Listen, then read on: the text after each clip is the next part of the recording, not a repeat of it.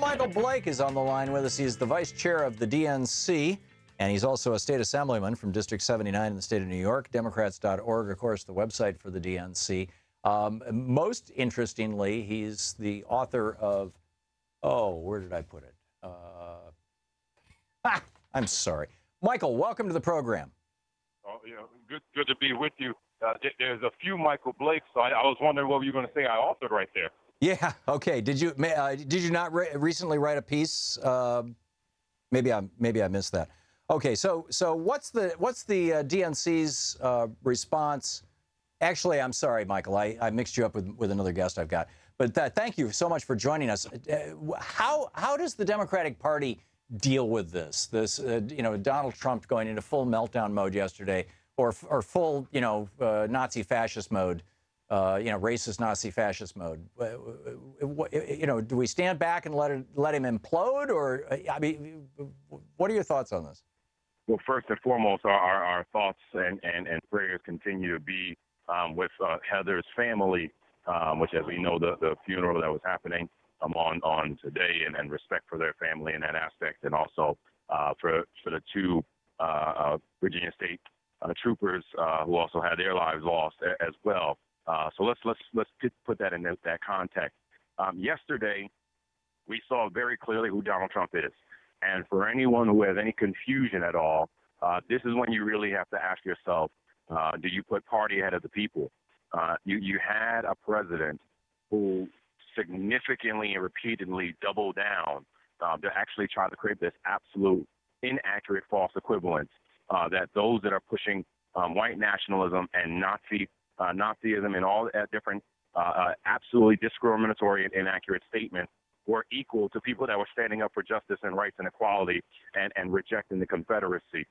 So while, yes, we need to and will, as the Democratic Party, continue to push back and say it is intolerable, it is unacceptable, it is wrong, it is racist, it is discriminatory, we also are going to say, how do we mobilize from here?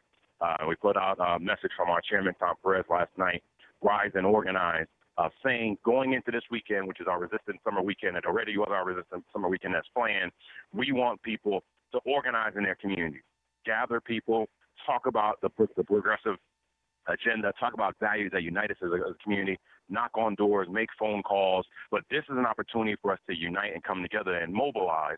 And so we're going to be very active. We're going to be very engaged. We will not at all sit silently by. The words of Donald Trump are absolutely disgusting. They're repugnant, and they will be rejected in every aspect by us.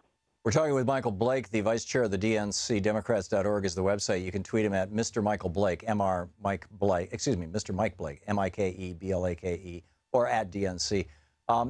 Mike, I'm developing a theory on all this that, in fact, I've got a piece up on Alternet right now laying out my idea that basically the billionaires who own the modern Republican Party and own them to the point that virtually every elected Republican, at least at the federal level, is willing to simply deny science, in service to the petro-billionaires and the fossil fuel industry. These guys own the Republican Party. That they must have thought, as they were working hard to get Trump elected, that he could, like Nixon and Reagan before him, shout out to the racists, get the racist vote. The Republican Southern strategy is alive and well, but that he wouldn't be that like Nixon and Reagan, he would be smart enough to keep his messages in well coded so that the racists would know what he was saying, but nobody else would. Trump has completely abandoned any pretense of that, and I think that that's putting the billionaires who own the Republican Party in a real tough situation. And that as soon as Robert Mueller offers them some small reason to impeach him, I'm guessing the Republican Party is going to turn on him. In the meantime, it seems like, A, there's a clear violation of the Emoluments Clause with his ownership of the Washington, D.C. hotel here. It's just so blatant, it's mind-boggling. And also, supporting Nazis that we successfully won World War II against. Supporting Nazis is arguably, support for an insurrection, as support for sedition. And I believe that that's grounds for impeachment. Your thoughts on all of that? So I think first, obviously, Bob Mueller is pursuing investigation, and as we saw even from last week, the raid that happened at Paul Manafort's home, they continue requests for documents at the White House. That investigation will continue, and it has been clear and obvious and continual of the lies and complete inaccuracies that have come out of Trump and their entire team on that, and that will continue in its own right. But when we think about the last 4 to 5 days, let's make sure we appreciate this. Donald Trump yesterday repeatedly said that the reason why he could not call out white nationalism and neo-Nazis is because he wanted to wait for the facts.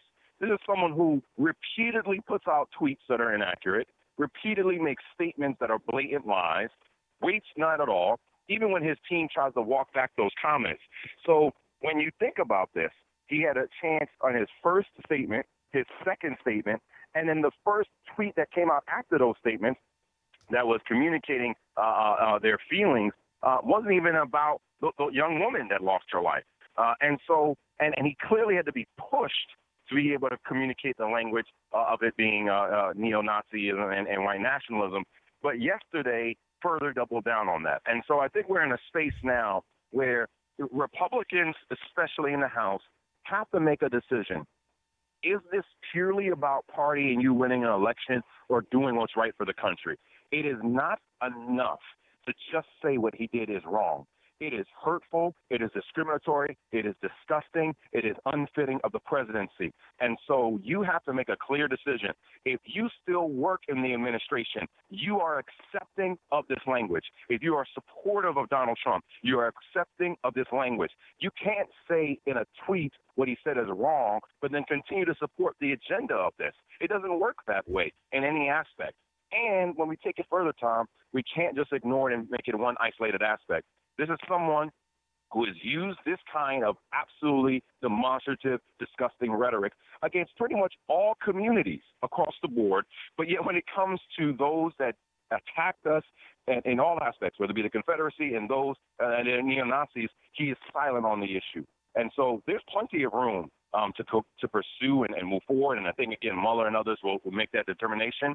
But what we have to do is be simultaneously clear of why we want people to be voting and engaging for us and seeing the clear direction that is coming from us and why we say a better deal, hashtag a better deal, the messaging that we're framing out. Because we want to talk about how we're fighting for jobs for everyone, how we're fighting for equality and equity for everyone, how we're fighting for better schools for everyone, and how we're going to make sure that no matter what your community may be, whether if you're Jewish, you're Muslim, you're Christian, you're Black, you're Latino, you're Asian, you're Native American, you're gay, you're straight, wherever you may be, that you have a place within our party and you have a place in this country. And no matter what Donald Trump says, we welcome you, we love you, we embrace you, we reject his language, but it's time for us not just to reject it, but to rebuild upon it. Yeah, very, very well said. Michael Blake, the vice chair of the DNC, also the New York State Assemblyman from District 79, Democrats.org, the website. You can tweet him at Mr. Mike Blake, MrMikeBlake, or at DNC. Michael Blake, thank you so much for being with us.